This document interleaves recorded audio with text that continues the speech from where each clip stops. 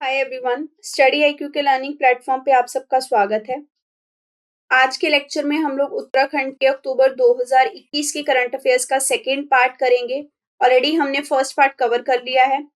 ये आपके आने वाले उत्तराखंड के डिफरेंट एग्जाम्स जिसमें उत्तराखंड स्पेसिफिक न्यूज आती हैं उनके लिए यूजफुल होगा। मेरा नाम रवनीत कौर है। शुरू करते हैं आज के लेक्चर को। फर्स्ट क्वेश्चन बहुत ही इंपॉर्टेंट स्कीम के बारे में है। नाम है मुख्यमंत्री घसियारी कल्याण योजना। आपको बताना है कौन सी स्टेट में ये स्कीम जो है स्टार्ट की गई है। Very very important.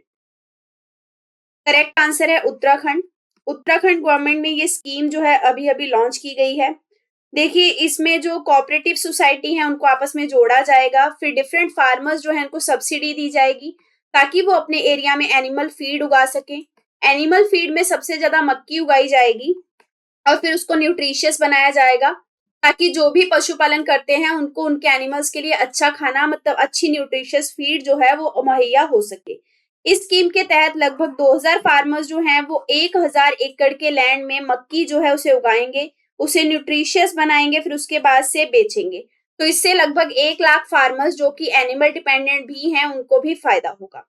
ध्यान रखेंगे कि मुख्यमंत्री घसियारी कल्याण योजना के तहत जो एनिमल फीड बनेगी उसको 2 रुपए किलो के हिसाब से बेचा जाएगा। आपसे रेट पूछा जा सकता है, तो 2 रुपए किलो के हिसाब से बेचा जाएगा। और सबसे इंपॉर्टेंट चीज ये है कि जो भी कोऑपरेटिव सोसाइटी इसमें पार्ट करेंगी उनका प्रॉपर तरीके से कंप्यूटराइजेशन रिकॉर्ड भी रखा जाएगा। तो मतलब अगर बाद में उनको फायदा होता है तो इक्वल डिस्ट्रीब्यूशन हो जाए उनके बेनिफिट का, वो सारी चीजों का ध्यान रखा जा सकता है अगर हम कंप्यूटर रिकॉर्ड जो है उन्हें मेंटेन करते हैं। तो घसियारी कल्याण योजना उत्तराखंड गवर्नमेंट की है और एनिमल फीड को सस्ते दरों पे मुहैया करवाने के लिए plus nutritious animal feed provide करवाने के लिए बनाई गई है। नेक्स्ट क्वेश्चन है asphaltization of the road will be completed in Uttarakhand. मतलब जल्दी ही उत्तराखंड में सड़क जो है उसका डामरीकरण पूरा किया जाएगा ताकि कैलाश मानसरोवर यात्रा जो है वो भी 4 व्हीलर पे पूरी हो सके, क्योंकि सड़क बन जाएगी तो आराम से व्हीकल के थ्रू 4 व्हीलर गाड़ी के थ्रू आप जा सकते हैं। तो आपको बताना है कि इस रोड को डेवलप करने के लिए कितने करोड़ का अमाउंट जो है वो अप्रूव किया गया है। बहुत इंपॉर्टेंट है ये भी क्वेश्चन। 60 करोड़ का अमाउंट जो है वो डेवलप किया गया है, मतलब अनाउंस किया गया है, जिसके तहत कैलाश मानसरोवर यात्रा का जो रोड है उसको प्रॉपर तरीके से पक्का सड़क बनाया जाएगा और वहां पे 4 व्हीलर जो है वो आराम से चलाए जा सकते हैं। ठीक है, इसके साथ क्या होगा, इसी के साथ जो आसपास के एरिया है वहां पे जैसे कि प्रॉपर कुंज है वहां पे लोग आसानी से ट्रेवल कर सकते हैं। फिर जो आपका ओम पर्वत है, कैलाश पर्वत है, वहां की यात्रा बहुत ही आसानी से की जा सकती है। सिर्फ हेलीकॉप्टर पे ही रिलाई करना एक ऑप्शन नहीं बच जाएगा। उसके बाद आप रोड का भी यूज कर सकते हैं कैलाश मानसरोवर यात्रा के लिए। इससे जो बॉर्डर टूरिज्म है कंट्री में वो और भी ज्यादा इंप्रूव होगा और बढ़ेगा। नेक्स्ट क्वेश्चन है UA1 जो है उसको न्यूज में देखा गया, तो ये क्या है एक्चुअल में, किस चीज की टाइप है। आप इसको डायग्राम में देख सकते हैं, अगर अच्छे से आइडेंटिफाई कर रहे हैं तो ये देखिए, ये आपको दिखाई दे रहा है, ये एक एस्ट्रॉयड है। एस्ट्रॉयड है ये एक टाइप का, और ये लगातार जो है वो रिपोर्ट किया जा रहा था कि मतलब आसपास अर्थ के ये रोटेट कर रहा है, तो अर्थ को इससे लगातार बोला जा रहा था कि थ्रेट है। लेकिन अभी ऑब्जर्व किया गया कि शायद ये अर्थ को बाईपास करके निकल जाएगा और अर्थ को कोई नुकसान नहीं होगा। लेकिन जो नासा है उन्होंने ये कहा है कि ये तो केवल एक टाइप ऑफ एस्ट्रॉयड था जो कि आसपास घूम रहा था। अभी आने वाले टाइम में बहुत सारे ऐसे एस्ट्रॉयड हैं जिनको कि डेंजरस कैटेगरी में डाला गया है और वो कभी भी आके अर्थ के कुछ पार्ट के साथ कोलैप्स कर सकते हैं या फिर कोलाइड कर सकते हैं, जिससे कि अर्थ के मेजर पोर्शन को नुकसान हो सकता है। तो देखिए, आपने अगर एक मूवी देखी होगी उसमें बताया गया है सेम इस तरीके से कि एक एस्ट्रॉयड को किस तरीके से वो लोग अर्थ से दूर लेके जाते हैं स्पेस में जाके। तो ये मतलब एक ऐसा इवेंट है जिसको हम बोल सकते हैं कि हमारे हाथ में नहीं है, क्योंकि एस्ट्रॉयड्स जो है वो बॉडीज होती हैं जो कि रैंडमली स्पेस में कहीं पे भी घूमती हैं। ठीक है, तो वो अर्थ के पास जब आ जाती हैं, क्योंकि अर्थ पे लाइफ है तो हमारे लिए ज्यादा डेंजरस हो जाता है। लेकिन ये है कि लगातार साइंटिस्ट ऑब्जर्व करते रहते हैं तो एक मतलब एक आप बोल सकते हैं कि आइडिया लग जाता है कि इसको किस तरीके से, अगर ये खुद डिफ्लेक्ट नहीं हो रहा तो किस तरीके से इसको डिफ्लेक्ट करने के लिए डिफरेंट मेजर्स जो हैं वो लिए जा सकते हैं। नेक्स्ट क्वेश्चन है नेशनल एयर क्वालिटी इंडेक्स के बारे में, बहुत इंपॉर्टेंट क्वेश्चन है। आपको इनकरेक्ट स्टेटमेंट जो है वो फाइंड आउट करना है इसके कॉन्टेक्स्ट में। देखिए 28 अक्टूबर को जो रिलीज हुआ था एयर क्वालिटी इंडेक्स, उसमें ये पाया गया कि देहरादून, हरिद्वार, काशीपुर, ये सारे जो एरिया हैं, यहाँ का एयर पोल्यूशन जो है ये बहुत ही ज्यादा बढ़ चुका है। बस उत्तराखंड का एक एरिया है ऋषिकेश, जहां पे ये बोला गया कि एयर पोल्यूशन जो है वो कम है। तो इसलिए ये नेशनल एयर क्वालिटी इंडेक्स आपके लिए जरूरी है। फर्स्ट ऑप्शन है कि इसको 2014 में लॉन्च किया गया था और इसका एक आउटलाइन था 1 नंबर 1 कलर 1 डिस्क्रिप्शन, यानी कि एक कलर होगा जिससे आइडेंटिफाई होगा कि ये कलर एयर पोल्यूशन को क्या सिग्निफाई करता है, यानी कि लो एयर पोल्यूशन है, हाई है, वेरी हाई है। तो कॉमन मैन जो है वो आराम से इसी कलर के थ्रू जज कर सकते हैं कि उनके आसपास की एयर क्वालिटी कैसी है। ये पॉइंट सही है, साल ध्यान रखेंगे 2014। सेकेंड है कि ये जो मेजरमेंट है जिसमें हम एयर क्वालिटी को आइडेंटिफाई करते हैं कि कैसी है, उसके लिए हम 5 पॉल्यूटेंट स्टडी करते हैं एयर में। तो देखिए ये पॉइंट गलत है आपका, क्योंकि आपके 5 पॉल्यूटेंट नहीं 8 पॉल्यूटेंट को स्टडी किया जाता है in the national air quality index. वो 8 पॉल्यूटेंट कौन से हैं, आप उनके नाम ध्यान रखेंगे। Particulate matter 10, particulate matter 2.5, nitrogen dioxide, sulphur dioxide, carbon monoxide, ozone, ammonia और लेड। तो सबसे इंपॉर्टेंट अब मैं आपको बताती हूँ क्वेश्चन कैसे आ सकता है। ये 8 आपको नहीं दिए जाएंगे, आपको ऐसे दिया जा सकता है कि इन 8 पोल्यूटेंट में कार्बन डाइऑक्साइड भी आता है, तो कहीं आपको नहीं दिख रहा, कार्बन डाइऑक्साइड इन 8 पोल्यूटेंट का पार्ट नहीं है, ठीक है। फिर आपसे ये भी पूछा जा सकता है कि मीथेन इसका पार्ट है, मीथेन भी इसमें नहीं है, इसमें कार्बन मोनोऑक्साइड है। तो 8 पोल्यूटेंट पे ये स्टडी होता है। इनकरेक्ट स्टेटमेंट आपकी क्या होगी, ऑप्शन नंबर 2। आगे के ऑप्शन भी देख लेते हैं कॉमन सेंस के लिए। ये जो आपका एयर क्वालिटी इंडेक्स है, इसमें 6 कैटेगरी होती है एयर क्वालिटी की। वो 6 कैटेगरी कौन सी होती हैं? पहली होती है कि एयर क्वालिटी गुड है, फिर है सेटिस्फैक्ट्री, फिर है माइल्ड पुअर, फिर है वेरी पुअर, फिर है डेंजरस, फिर है वेरी डेंजरस। ये 6 कैटेगरी में हम बताते हैं कि एयर क्वालिटी कैसी है। फोर्थ है कि इसको डेवलप किया गया था सीपीसीबी के द्वारा, यानी कि सेंट्रल पोल्यूशन कंट्रोल बोर्ड के द्वारा, in the consultation with IIT Kanpur. तो आईआईटी कानपुर ने इसमें असिस्ट किया था, ये आपको ध्यान रखना है, ये पॉइंट भी इंपॉर्टेंट है। नेक्स्ट क्वेश्चन है केदार लॉर्ड तुंगनाथ टेम्पल जो है वो आपका उत्तराखंड के कौन से डिस्ट्रिक्ट में लोकेटेड है? आंसर है आपका रुद्रप्रयाग। सर्दी में इसके जो डोर्स हैं वो क्लोज कर दिए गए हैं, जिसकी वजह से ये न्यूज में था। तो हमने पंच केदार टेम्पल जो थे वो एक बार करंट अफेयर में स्टडी किए थे, तो आप कमेंट सेक्शन में बताएंगे अगर आपको पता है कि पंच केदार में कौन कौन से आपके टेम्पल्स कवर होते हैं। तो ये भी पंच केदार में से आपका एक टेम्पल है, लॉर्ड तुंगनाथ टेम्पल। और एक चीज और ध्यान रख सकते हैं कि ये जो आपका टेम्पल है ये तुंगनाथ माउंटेन के पास लोकेटेड है, और तुंगनाथ माउंटेन जो है वो आपकी मंदाकिनी और अलकनंदा रिवर वैली का सोर्स है। अगला क्वेश्चन है कॉन्स्टिट्यूशन का कौन सा आर्टिकल है जिसके तहत हाई कोर्ट को ये राइट होता है कि वो किसी अपने कंटेम्प्ट के लिए पनिश कर सकता है किसी को भी, यानी कि अगर हाई कोर्ट का कोई कंटेम्प्ट करता है तो हाई कोर्ट के पास पावर है उसको पनिश करने की। बहुत इंपॉर्टेंट है कि ये आर्टिकल है आपका 215। आर्टिकल 215 ये मतलब प्रॉपर तरीके से प्रोविजन देता है हर एक हाई कोर्ट को कि high court contempt of court के लिए किसी भी बंदे को पनिश कर सकता है। रिसेंटली जो नैनीताल हाई कोर्ट है उन्होंने कैबिनेट मिनिस्टर स्वामी यतीश वर्धानंद को एक नोटिस जारी किया कि उन्होंने हाई कोर्ट की इशू को माना नहीं है, जिसकी वजह से उनके अगेंस्ट ये कोर्ट ऑफ कंटेम्प्ट जो है कंटेम्प्ट ऑफ कोर्ट जो है वो जारी किया गया।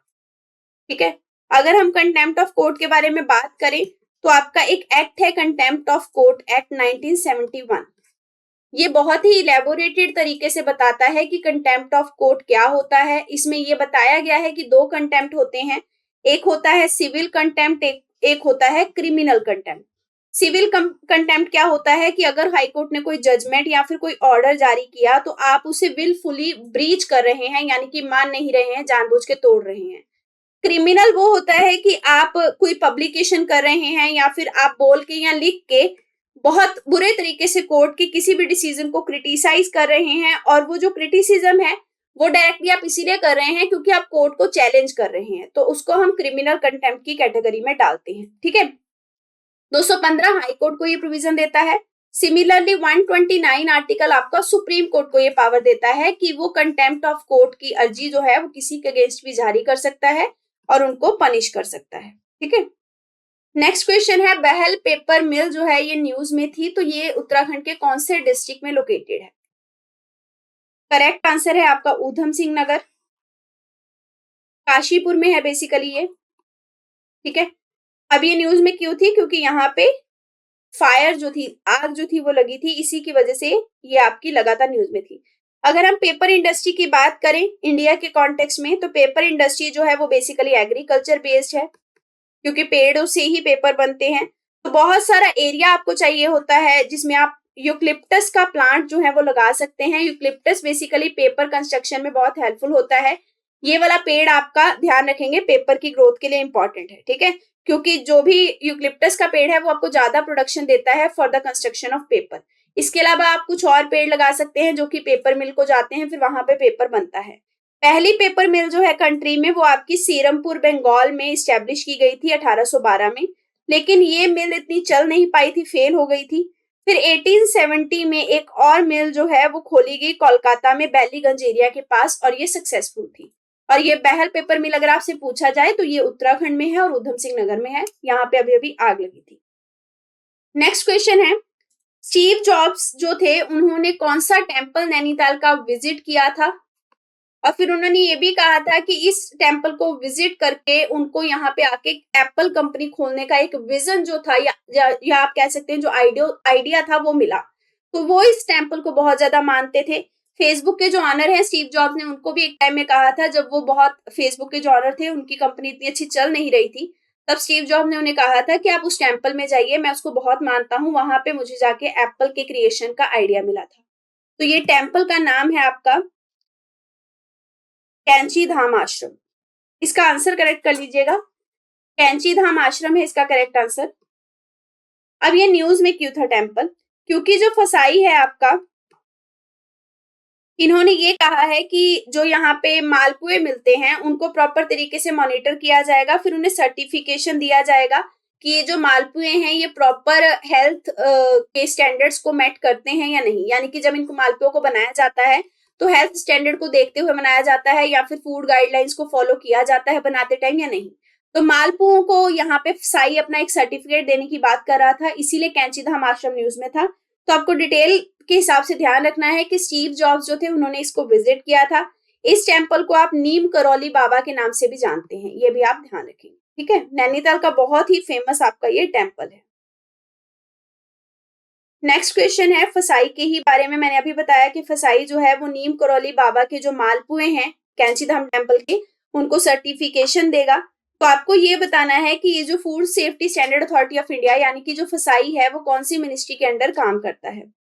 देखिए, जो आपके नीम करौली बाबा का टेम्पल है उनको नीम करौली जो बाबा हैं उनको बाबा नीम करोरी भी कहा जाता है, और सबसे ज्यादा मान्यता उनकी इसलिए है क्योंकि उनको ये कहा जाता था कि ये लॉर्ड हनुमान जी का इनकारनेशन थे।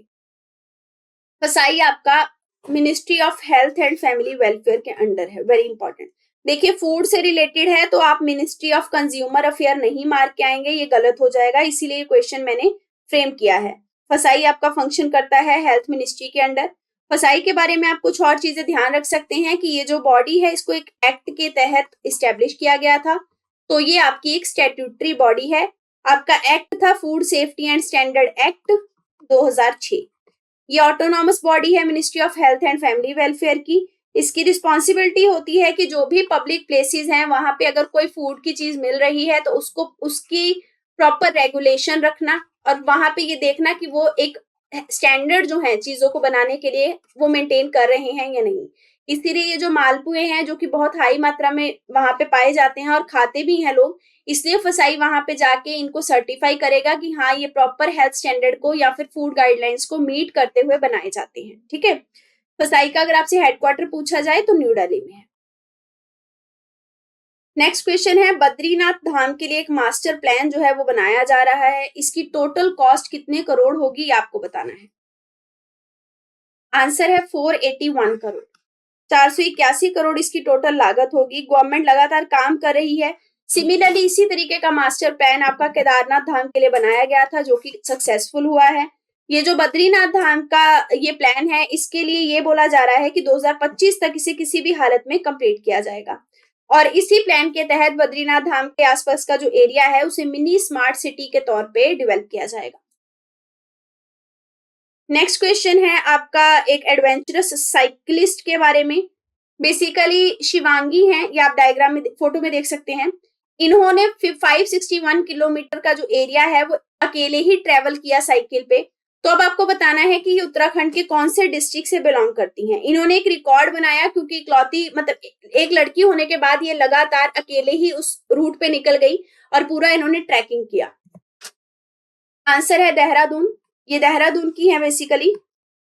और इन्होंने ये भी बोला कि इन्होंने ये एडवेंचरस साइक्लिक इवेंट जो है वो अकेले इसलिए किया क्योंकि ये दिखाना चाहती थी कि जो डॉटर्स हैं, जो भी डॉटर्स को वीक मानते हैं लड़कियों को, उनके लिए एक मैसेज है कि किसी भी तरीके की प्रॉब्लम क्यों ना हो, लड़की भी हर काम कर सकती है।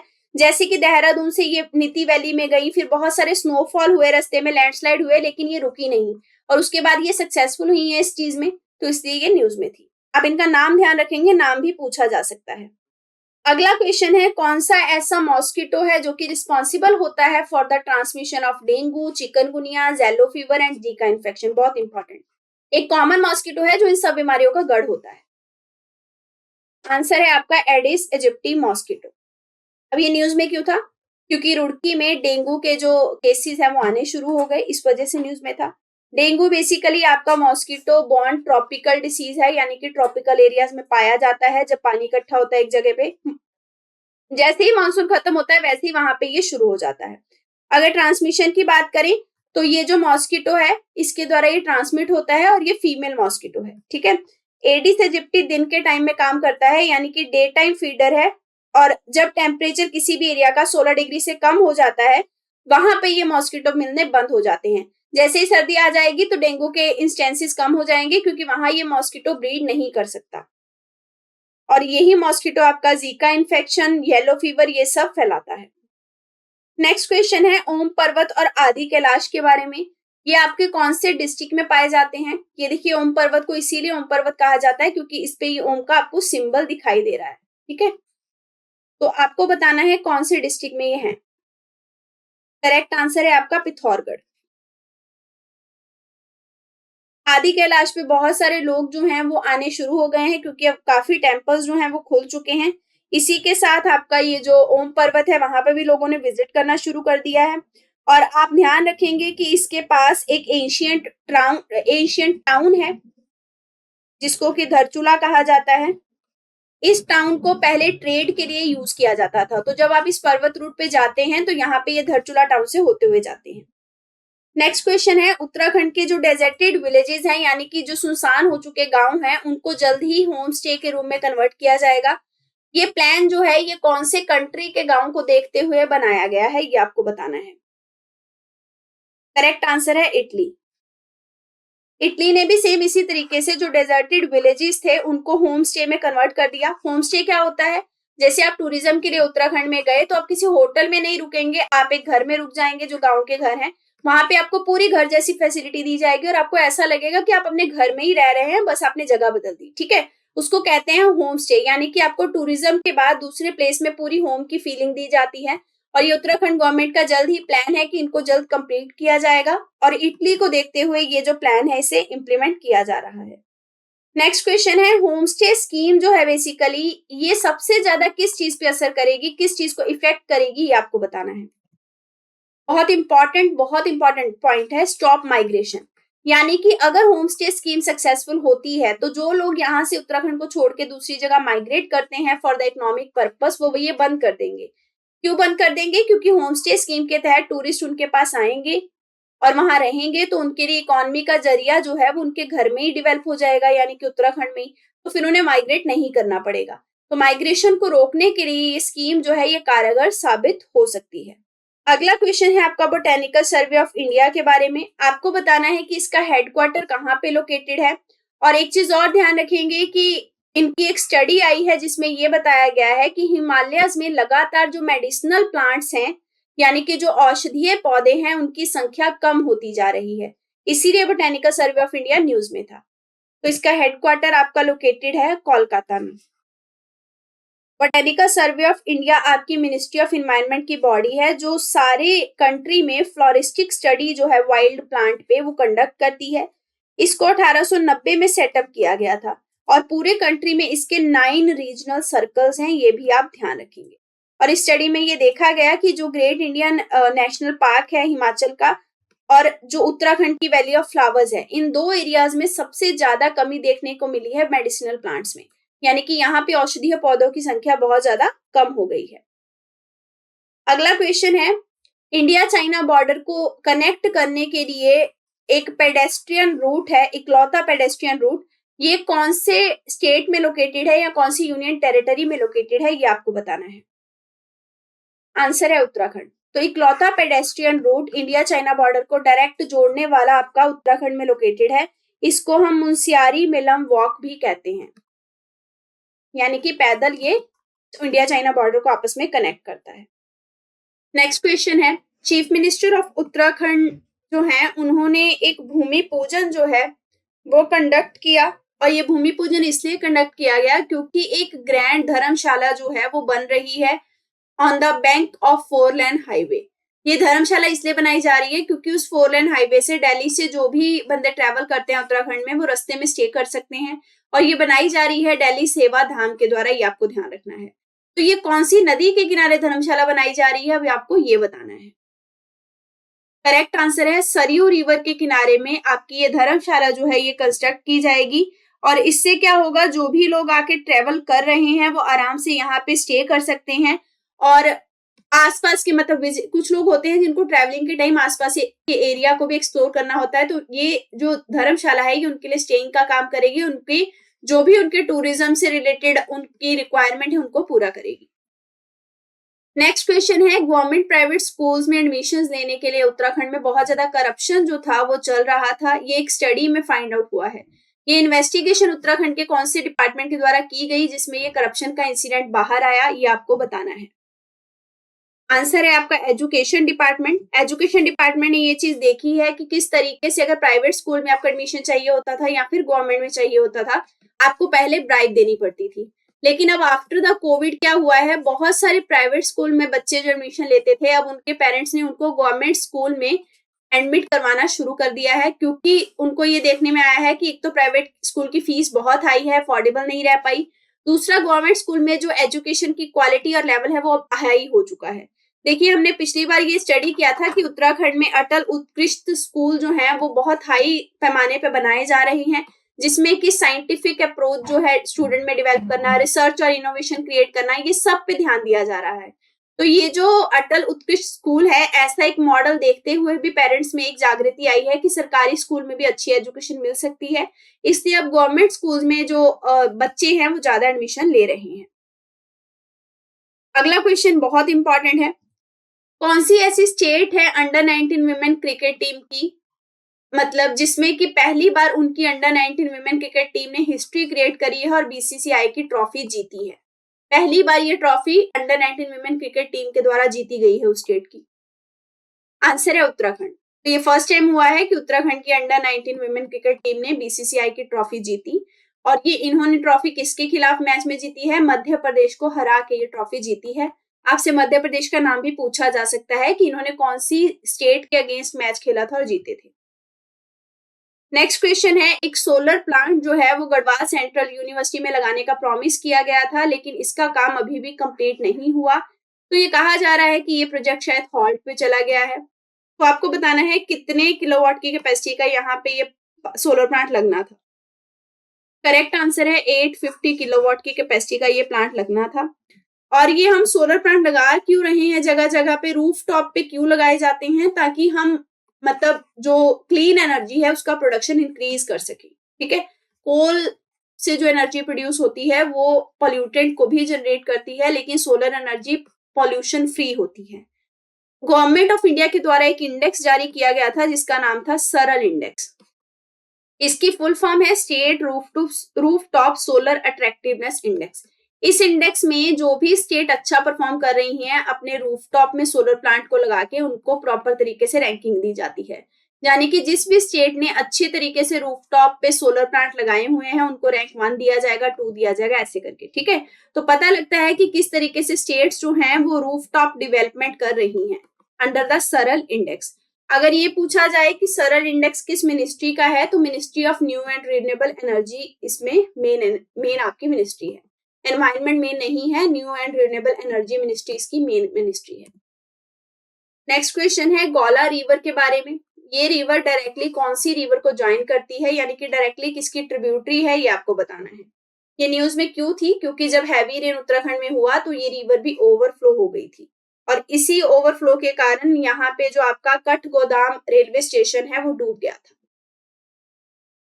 आपका करेक्ट आंसर है कि ये रामगंगा रिवर की ट्रिब्यूटरी है। ध्यान रखेंगे गौला रिवर आपकी लेसर हिमालय से ओरिजिनेट होती है। गांव है पहाड़ पानी, जहां से ये ओरिजिनेट होती है। इसको अलग अलग नाम से जाना जाता है, जैसे कि इसका एक नाम है किच्छा, फिर एक नाम है बैगुल। ठीक है, और एक चीज ध्यान रखेंगे कि ये रिवर जो है बेसिकली ये हल्द्वानी और कठगोदाम का जो एरिया है उसकी लाइफलाइन बोली जाती है। नेक्स्ट क्वेश्चन है सोलानी रिवर के बारे में। ये रिवर आपकी उत्तराखंड के कौन से डिस्ट्रिक्ट से फ्लो होती है, ये आपको बताना है। रेनफॉल की वजह से ये रिवर भी आपकी ओवरफ्लो हुई थी, इसीलिए न्यूज में थी। ठीक है, हरिद्वार के पास से ये फ्लो होती है, तो इसका आंसर है हरिद्वार। ये जो आप डायग्राम में देख सकते हैं ये बेसिकली एक सोलानी एक्विडक्ट है, बहुत ही फेमस है। ये आप देख रहे हैं जो एक्विडक्ट है ये बेसिकली ब्रिटिश पीरियड के टाइम पे 1846 में बनाया गया था। ठीक है, और अगर हम सोलानी रिवर के मैक्सिमम फ्लड फ्लो की बात करें तो 80,000 क्यूसेक जो है वो इसका फ्लड फ्लो है रिवर का, ये आपको ध्यान रखना है। तो ये रिवर भी डेंजर मार्क पे पहुंच गई थी और ये सारी रिवर्स इनडायरेक्टली जाके गंगा को ही मीट करती हैं, तो गंगा का भी उत्तराखंड में फ्लड आने की वजह से या हाई रेनफॉल की वजह से गंगा का फ्लो भी बढ़ गया था। तो आप समझ सकते हैं किस तरीके से हर एक स्टेट से रिवर जो फ्लो होती हैं, अगर एक स्टेट में भी मतलब रेनफॉल जो है वो थोड़ा सा डिस्टर्ब हो जाता है तो दूसरी स्टेट में इफेक्ट ऑब्वियसली हो जाएगा, क्योंकि सब रिवर्स आपस में इंटरकनेक्टेड है। इसी के साथ हमारा ये लेक्चर जो है खत्म होता है। अगर आपकी क्वेरी हो तो आप इन कॉन्टेक्ट नंबर्स पे कॉन्टेक्ट कर सकते हैं। पढ़ते रहिए। All the best. Thank you very much.